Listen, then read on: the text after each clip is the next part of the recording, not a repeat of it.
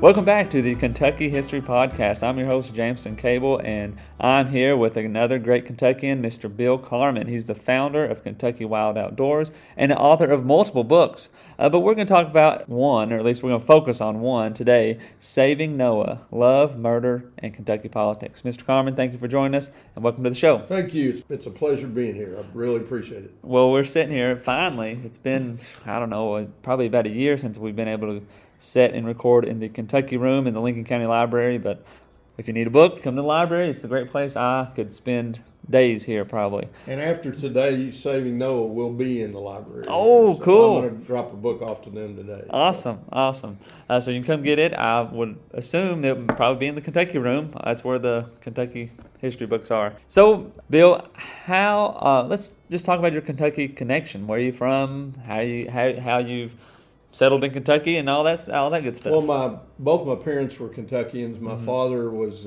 from Western Kentucky, Mayfield area, and my mom is from Mount Vernon. Cool. And they met while my dad was in officer candidate school, taking some classes at Berea College during World War II. Okay. And that's how they met. And we eventually settled in Danville, and I grew up in Danville, Kentucky. Cool. Now, what part of Rockcastle was your mom in?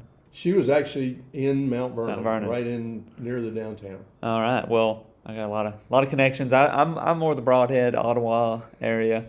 So I guess you went to the Little World's Fair. When you were yes, yes, the Little World's Fair. That's a interesting place. Yes, it was. Well, we here in Lincoln, they had the fair just this past week, and fairs are fairs, but the Little World's Fair is a different fair. Yes, it is. Yes, it is. Did your mom go to Mount Vernon High School? She sure did. Okay. She ended up going to school there. Her father actually was a basketball coach and teacher there, and that plays a little bit of a role in the book, the story. And Mom actually ended up coming back to Mount Vernon right before she met my father, and she was actually teaching in a one-room schoolhouse out in the county. Yeah, what was it? She was a school teacher, and I'm not sure where that was. Okay. Well, of course, I don't know her age or how that lines up, but my grandma, she went to a one-room school in Rockcastle in Ottawa. They may have known each other. Yeah. That's the things that start connecting. But well, before we get into the book, let's talk about Kentucky Wild Outdoors. And how that came about, because I've been on the website and it's just KentuckyWildOutdoors.com. That's correct. Tell us about that. Well, I'm in my third career. I worked for nearly 3 decades for Lexington Parks. I was the park designer for a while, and then ended up getting promoted up through the ranks. And I retired there in 2007 after many years, and then went to work for the Rocky Mountain Elk Foundation, which is a nonprofit conservation organization. And as you may or may not know, some of your listeners may, Kentucky has a large elk herd. And I worked with the Kentucky Department of Fish and Wildlife, and I also had responsibilities in West Virginia and Tennessee as well. And after 10 years, I retired from that gig as regional director, and started Kentucky Wild Outdoors, which is kind of a place where I could cobble together a lot of things that had early on been hobbies and eventually turned into a career. I'm a hunting and fishing guide. I guide elk hunters and bear hunters. I guide fly fishermen or fly anglers regularly. In fact, I scouted a stream on the way over here today because I'm going to be guiding tomorrow. And I do fly fishing clinics and workshops for Kentucky State Parks and other entities. And then I also do a lot of outdoor writing. I write for several magazines, outdoor magazines. And in that capacity, my first book was a kind of a cobbling together of a bunch of stories that I already had published in magazines. That book's called Feather Sticks, and it's primarily about fly fishing and bow hunting. And that came out in 18, and then in 19 I released a book called Hunt Simple, which is a kind of an answer to the pervasive use of electronics in the outdoors. Kind of a back to basics book, a how-to book, how to read a compass, how to build a fire, that sort of thing. Yeah. And then last year I released a book called High Ground and Clear Water, which is another book of hunting and fishing essays, some of which had already been published in magazines. And then for 20 years or so, I'd been working on Saving Noah, and during the COVID shutdowns over the past couple of years, I was able to finish it up. So that's Kentucky Wild Outdoors and kind of a segue into Noah. Yeah. Well, that sounds like you've worn many hats over the years. Yeah. And I may want to say, if anybody's interested in Kentucky Wild Outdoors, just go on my website. It's KentuckyWildOutdoors.com. Yeah, and people can, I guess, book a trip or book. That's correct. You can book a hunting or fishing trip, or you can buy my books on the website. You can get all my books through Amazon and at some bookstores, but if you want one signed, you'll need to go on my website. Yeah. And we appreciate you too sending us a copy of the book as well. And so I want to ask about the elk hunt though. Okay. Were you part of them bringing the elk in and all that? Well, I was actually a volunteer with the Rocky Mountain Elk Foundation back in the early days when the idea was kind of germinated and elk were brought into Kentucky. The restoration started in 1997 and went for 4 years, and there were 1,500 elk brought in. And the peak of the elk population in Kentucky occurred around 2006, 2007. There could have been as many, by 2010, there could have been as many as 15,000 elk in Kentucky. Oh. The herd is down right now, and we're not sure why. There's some studies going on at Fish and Wildlife to kind of figure out what's going on.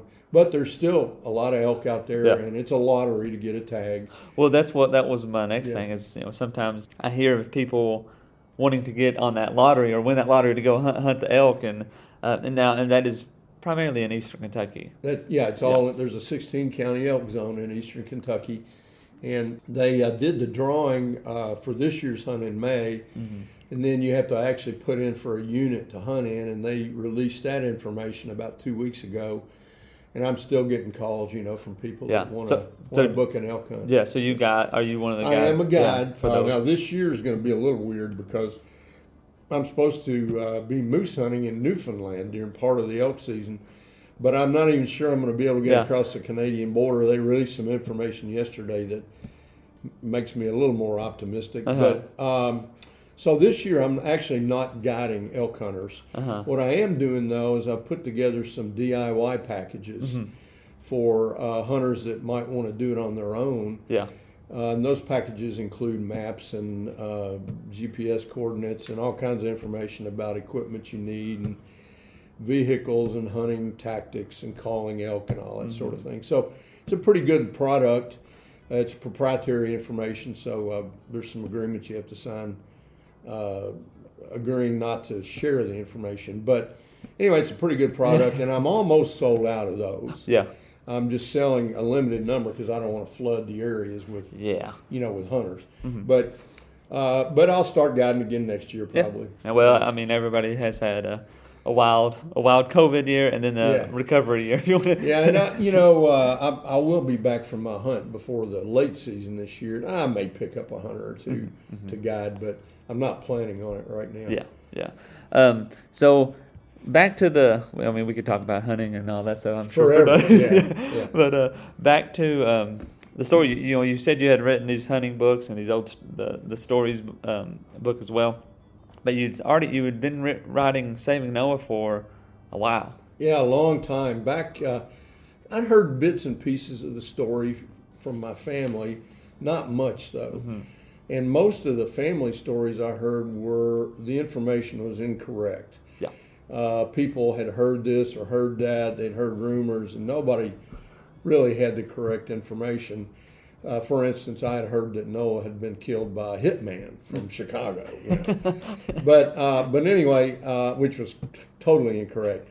But so I started doing a little bit of research, and then back around 99, 2000, a friend of mine was over at the archives doing a little bit of research on genealogy, and I asked him if he might poke around a little bit and see what he could find, and he brought me a newspaper clipping from I think it was the Courier Journal, I believe, or maybe the Lexington Herald. I'm not sure which, but the headline was this Rockcastle County Sheriff was killed, and it outlined some of the information, and that kind of piqued my interest.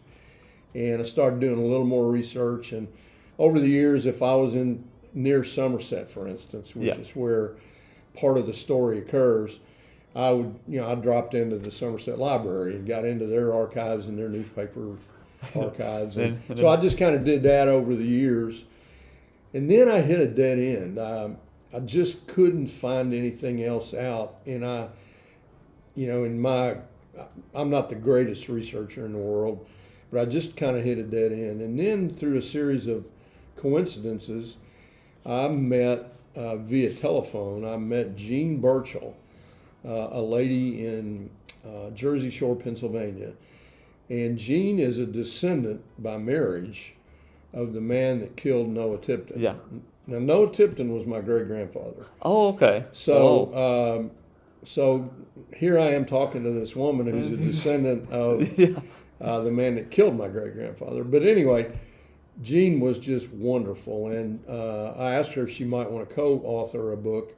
She declined, but she agreed to send me everything she had, and she had just a treasure trove of information. Yeah. And that enabled me to continue forward with my research. And then over the few years since I'd met Jean, and I've never actually met her in person. We've gotten to be good friends over the phone, but so I'd been working on this, and over the years, I'd run into a snag in terms of my research, and I'd call Jean. I'd say, Jean, could you help me out a little bit? And she was just a saint in terms of helping me with the research. And so, I was able to finish up. I had all this research in multiple files, and then during the lockdown period during COVID, I thought, I'm just going to see if I can knock this book out. And I was able to, to finish it up. Yeah. And I had, I searched for a publisher, and that was kind of an interesting search because finally I just, there are different kinds of publishers. There are vanity publishers, and there are, there's self-publishing. There's all kinds of ways you can publish a book. But I ended up going with a mainstream publisher, but it's a sort of a mom and pop type outfit in Missouri called Acclaim Press, and they kind of have a niche for true crime and historical crime, that sort of thing. And they jumped right on it and published it. So. Well, I'm glad they did, which I'm sure you would have got it published one way or the other, especially putting all that work in, because I'm doing a history podcast, of course, to do plenty of research, and sometimes, especially during the COVID, like you were only limited to online. I could only get stuff online or books that I already had, and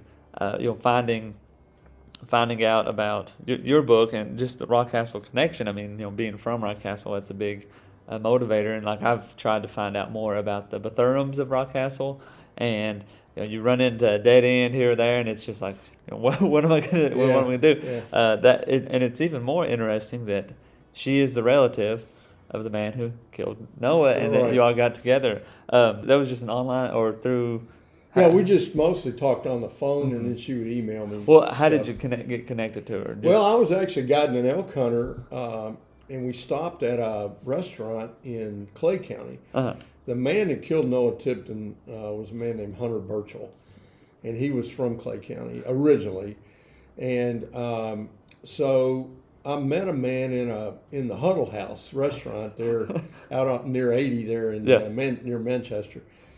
And I asked him if he knew any Burchells, and he said, yeah, one of my friends is a Burchell. So I called that fella and asked him if he knew anything about Hunter Burchell. And he said, no, I don't know much about him. He was one of my, the man said he vaguely remembered him before he died. But he said, you might want to talk to this cousin of mine who lives in Jersey Shore, Pennsylvania. Yeah. And so I called her, it was a cold call, and she had actually done quite a bit of research on the same topic and written a little sort of a booklet on that event just for her family, just to kind of have. And she sent me all the information in that and some photographs, and she was just, like I said, she was just a jewel. She's been a really wonderful person to work with, to meet and work with. Yeah. With the book, as far as like how much, I guess, how many newspaper articles did you think you went through? Like, because you talked about that. You talked about and like. I mean, did I go through? Yeah. Oh my gosh, hundreds. One interesting thing, and it's kind of timely because we're sitting here in the library in Stanford. One of the best newspapers that I was able to get information from was the Stanford Interior Journal. Yeah. And I may, if I have time today, I may go over there and shake somebody's hand because. And one of the interesting topics that I ran across was a gunfight that occurred in 1927, which was roughly 4 years before the incident that killed Noah Tipton. And it was a gunfight that he was deputy sheriff at the time, Deputy Sheriff Tipton, Sheriff John Griffin, and a railroad officer named Cam Mullins. They went to a place called Mullins Station to arrest some bootleggers, or some moonshiners, and a big gunfight erupted. And I had seen just bits and pieces of the information about that, and there was one little reference to that in Lily Tipton's letters to the governor, and I'm not going to spoil what that's all about, but in the book, but I couldn't find anything about that. Yeah. I looked through all kinds of newspaper archives, and I couldn't find anything about that incident. And then Gene Burchell finally found an article in the Stanford Interior Journal about that gunfight, and I was able to craft a whole chapter on that incident in the book. Well, that's one thing. I'll brag on the Interior Journal as well, and just the Lincoln County. I'll say historical records, the deeds and that sort of thing. But Lincoln County, the library, or not the library, the courthouse was never burned. A lot of places the courthouse burns and all that stuff's gone. But the newspaper has been, I think it started in 1860 maybe, and I mean has been. And typically, you get a newspaper that merges and this and that, but I don't think the Interior Journal. New ownership, of course, but it's always been the Interior Journal. Going through those newspapers can be tiresome, but also rewarding when you find what you need. Yeah, and there were a lot of really good articles in the Interior Journal about some of the legal proceedings that went on as part of that whole event, and I was just really, really pleased with being able to find the information I needed from that newspaper. And two, I don't know what it is, but there was a sheriff shot in Lincoln County in the 1819, I think, or 1818, right around that time. And the sheriff had won the election, but it was close. And the person that he beat came up in the middle of the street and shot him.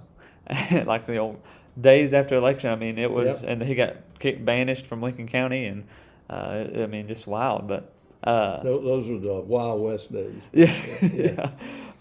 So tell us, I guess, let's get into Noah just a little bit. Not too deep, but just tell us about Noah, and then we won't go into too much. Well, Noah Tipton was a really interesting guy. He was a big, tall fella, kind of a strapping farm boy. He was born in Harlan County, but about the time he married Lily, they were both from Harlan County, Lily's family moved to Paint Lick, and Noah and Lily followed them to Paint Lick, and then they settled in Roundstone for a little while, and then they eventually ended up in Mount Vernon, and he owned a portion of the rock quarry there in Mount Vernon. Yeah. He owned a part interest in the hardware store, and he did some farming, and he was deputy sheriff, and then eventually he was elected sheriff of Rockcastle County, and he was a very well liked sheriff. There were a lot of articles in the paper about his performance as sheriff, and then when he was murdered, it was supposedly, according to the newspaper, the biggest funeral ever attended at that time, up until that time in Rockcastle County. And my mom remembered, that funeral. My mom was 9 years old when the whole incident occurred, and my mom was a kind of a wealth of information as well. It took a while to pry it out of her. But like a soldier returning from the war, a lot of people that go through traumatic events don't like to talk about them. Yeah. And it took a while for me to kind of get her to open up about some of those events back on January 16th, 1932. Yeah. Did she have any siblings? She did. In fact, there's a picture on the cover of the book of Sheriff Noah Tipton with my mother and her sister. Mm-hmm. Her sister's name was Geraldine. My mom's name was an odd name. Her name was Wathaline. And Wathaline Tipton Fairchild was her name as she was growing up. And then, of course, she took on my dad's name, when she got married. But the picture of them is on the front of the book. Mm-hmm, mm-hmm. So. I can only imagine being 9 years old and that happening. She heard the shots. Oh, wow. Oh, yeah. That would be, traumatizing in every sense. Not to spoil anything, but that picture on the book, the cover of the book, it was Easter a year and a half before the events that took place on January 16th, 1932. But anyway, Noah's wearing a nice dress coat, kind of a long woolen coat, mm-hmm. and it must have been a cool day, but the coat's buttoned up, and that coat plays quite a role in the whole event. And I'm not going to spoil the book, but we want you to go read the book. Read the book. What about the Mount Vernon signal? I mean, was that? They had a lot of information, but that there must have been something that happened at the signal at one point, because maybe a flood or a fire or something, because they lost a lot of their mm-hmm. archives. Mm-hmm. Now there are quite a few papers. Issues of the paper on microfilm at the library over there, but there are some big holes in the in the timeline over there, mm-hmm. and I just couldn't. Some of the things I really wanted to find, I just couldn't find over there because, again, back in those days, all the buildings, those businesses were in were wood. Mm-hmm. They would burn. Sometimes they would flood. Who knows? Yeah. The whole courthouse in Rockcastle County burned, and they lost a lot. In fact, there are no court records of any of those things that went on at the courthouse. Yeah. Well, I'll take that back. I did find one interesting piece of paper. I found the proceedings where they made Lily Tipton, Noah's wife, sheriff. I did find that, mm-hmm. but I ended up having to go to the state archives in Frankfort, Kentucky, State Archives, for a lot of the court and legal proceedings. Yeah. And the word is, and this is another podcast episode, which I need to get down to researching and finding more out about, is the Rockcastle courthouse was burned by somebody who thought they had incriminating evidence on them. I didn't know that. And they burned it. And then that person, one of the people that were claimed to be, they were never proven guilty. Right. But one of the people that they thought was the actor or the arsonist, actually became judge executive. Is that right? That's very interesting. Now that was late 1800s, I think. But I need to find more of that story, because that's. But anyway, a lot of those records were lost, and mm-hmm. the archives has a lot, but they have so much that it takes so long to go through. For instance, if you're looking for, say, a grand jury proceeding, you have to go through boxes and boxes and boxes of information, even if you can narrow down the date mm-hmm. at the Kentucky State Archives. And that's really time-consuming. And, I did a lot of that, but for the book, it is time-consuming. Yeah, and then you come out 2 days later and you found out one detail. Yeah, that's about right. That's about right. So with the book, you talked about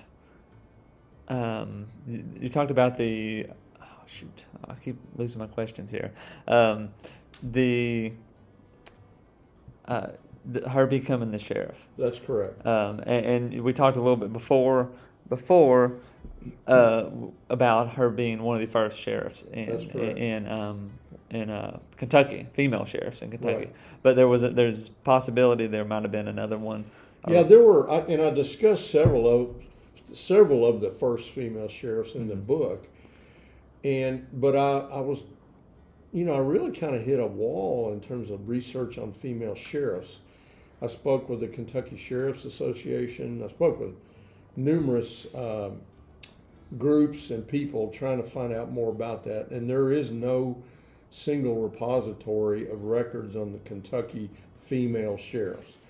So I ended up just kind of doing some haphazard research, and I found several, but Lily was the earliest one that I found. Mm-hmm. And so in the book, I listed her as one of the first female sheriffs in Kentucky. But after the book came out, I got a call a few weeks ago from a fella down in Madisonville, mm-hmm. who's with the Historic Society down there. He told me about a female sheriff that was 10 years before Lily. Yeah. And there's actually been a book written about her, or that incident. And there are some parallels. That sheriff was actually killed by another law enforcement officer. Oh, wow. And his wife became sheriff. And so I wasn't able to include that in the book. If I do re-release this book, there are a few odds and ends I want to change, and that'll be one of them. I'll add some information about that sheriff. Well, that's the way it goes all the time, especially with the podcast and everything pertaining to history. You do all this, you get it set up, you put it out there, and then you go, oh, I found something else. I should have mentioned this. I should have added this. Right. And I mean, how, as far as re-releasing it, I mean, do you think that would? I mean, that'll be. Well, there will be a threshold in terms of the number of books we sell. Okay. Before we'll do another release. So I really haven't even talked to the publisher about that yet. But eventually it'll be re-released, I'm sure. Mm-hmm. So, as far as and let's talk a little bit about what you got coming up this Friday. Yeah, on July 30th, we're doing a book signing at the Kentucky Music Hall of Fame, which is right there next door to Renfro Valley, mm-hmm. in Mount Vernon, mm-hmm. and it should be kind of a fun affair because a lot of the folks that helped with the book and people that are aware of some of the circumstances should be at the book signing, and mm-hmm. I'm pretty excited about that. It's from 5 to 7 on July 30th at the Kentucky Music Hall of Fame. Yeah, and I'll be signing and selling books at that event. Yeah, and I know we got some Rockcastle listeners and that would very much enjoy you. I mean, this is a trip down Rockcastle County's history. I mean, it's right down your neighborhood, really, probably right next to your down the street, maybe even possibly. So try to come out there and check out the book, get the book, meet Bill here and get a copy. As it is with history, I mean, when people reading this book, what would you want people to kind of get out of it? Well, one of the things that kind of struck me about doing this is that, when you read a book, particularly books about history, you meet various characters that were real characters, mm-hmm. and it's hard to hear their voices. Yeah. But with Lily Tipton, Noah Tipton's wife, who became sheriff, she actually left for posterity some letters that she wrote to the governor. Mm-hmm. And those letters are actually in the book, word mm-hmm. for word, mm-hmm. and you can hear her voice. Yeah. And to me, it's very poignant listening to Lily's voice after the death of her husband, Sheriff Noah Tipton. So, those letters brought that history to life for me. Mm-hmm. That was one interesting thing that came out of the whole bit of research and writing the book, was just listening to Lily's voice. Mm-hmm. Now, I remember Lily. She was elderly when I was a child. Mm-hmm. She died when I was in college. And I knew Lily, but of course, when you're a child, you don't know people that way. Yeah. And I didn't know her that way. But looking back now, there are a lot of questions I would have loved to ask her about her husband and mm-hmm. the events surrounding January 16th, 1932. Yeah, and that's one thing. Thinking about that. And I've talked about this more, like having those letters is key. I mean, your story kind of becomes something different if you don't have those letters. And just like in any sort of history, if you have somebody's journal, I mean, that's a great resource. Oh, sure. And obviously you were younger, but being able to talk to her and having people, that are alive that knew her, which that's probably getting very seldom. Is there any? Lily had a nephew named Kenneth Hopkins. Uh-huh. And Kenneth is Lily's sister, Nancy's son. Yeah. Kenneth is still alive. He's 100 years old. Wow. And I interviewed Kenneth at one point during a family reunion, the Helton family reunion.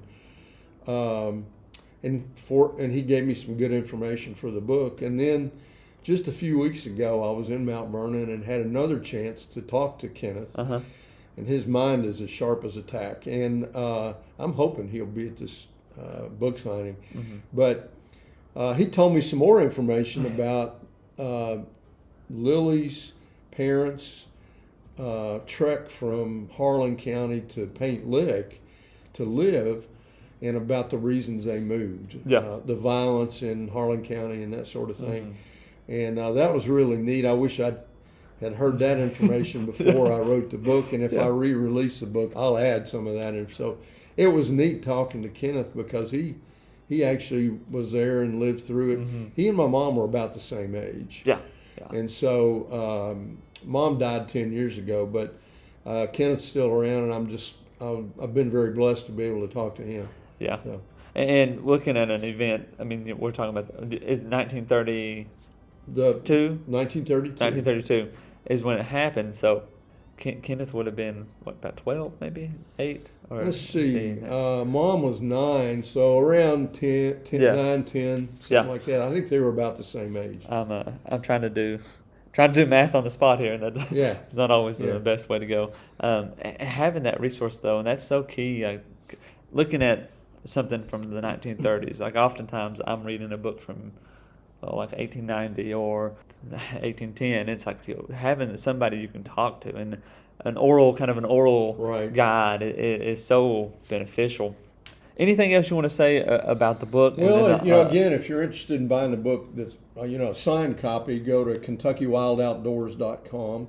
You can get the books from Amazon, and they're slowly getting in bookstores. This book's only been out a few months, so I know I'm going to be doing a book signing at Joseph Beth in October. Okay. The big independent bookstore in Lexington. I'm doing a few other smaller book signings in various places. Again, Amazon, or if you want a signed copy, go to KentuckyWildOutdoors.com.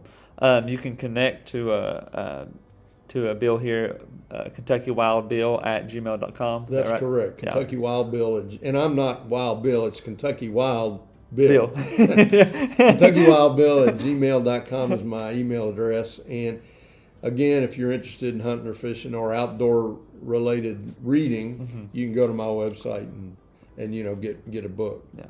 One last thing before we wrap it up. What's any other writing plans? I mean, you got this is the 4th book basically. It is. Yeah. So yes, I'm doing a book that you might be interested in.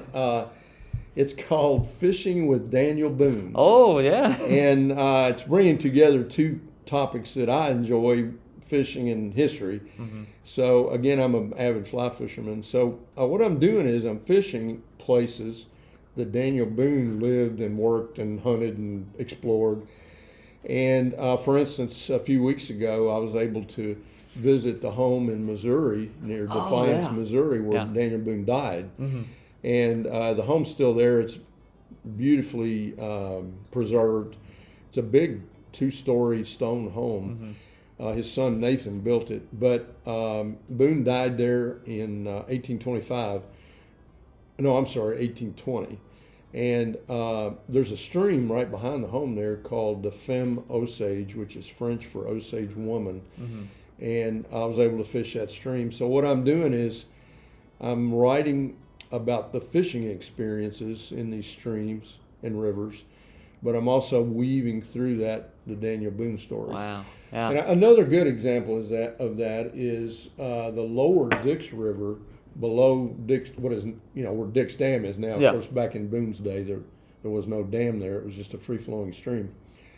It's a cliff-lined kind of a canyon, and it's a very good trout stream. Yeah. And that supposedly is where Boone leapt off the cliff into the top of a tree to escape from some Shawnee. Uh-huh. So I fished that place, and I'm referring to a couple of sources in my book on Daniel Boone about, saying that they think that's where that event occurred. Mm-hmm.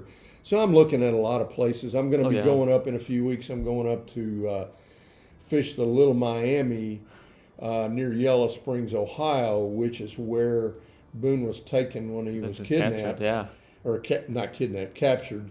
And he lived up there for, I think, 9 months, as I recall. Mm-hmm, mm-hmm. I'm going to go up there and fish that river. And so Wow. I'm fishing all these places where Boone That sounds pretty cool. hung out and weaving together the fishing and the Boone stories. So anyway, that's coming up. Hopefully it'll be on the bookshelves in a year. Wow. I'm still a little ways away from finishing the book. Man, you could fish.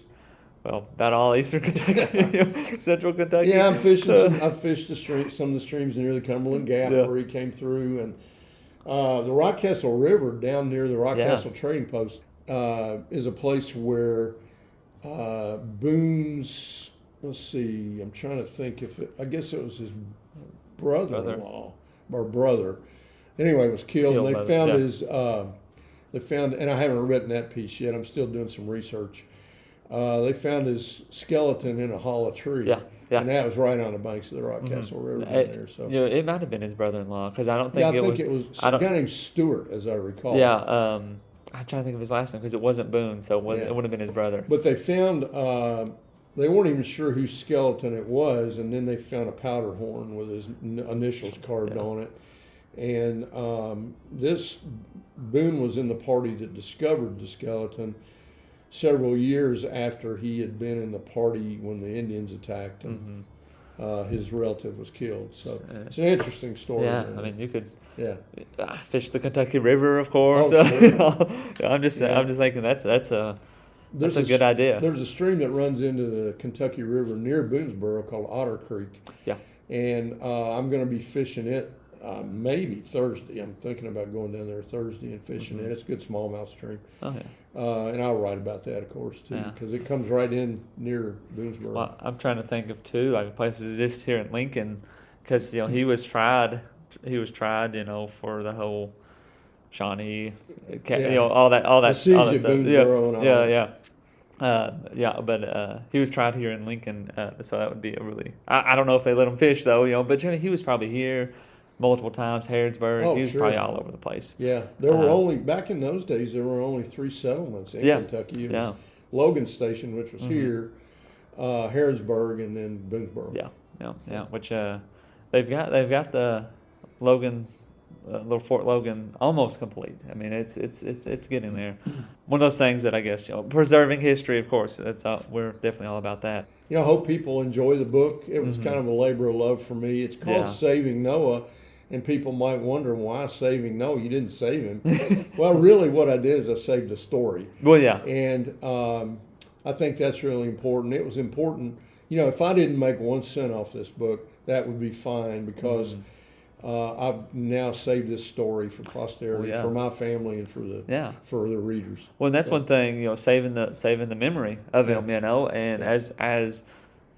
as people die off, those stories go away, and that's one thing that I guess I'm trying to preserve, or we're trying to preserve with the podcast. Oral histories are great ways to preserve things. I just think of this podcast, put it up on YouTube 10, 20 years ago.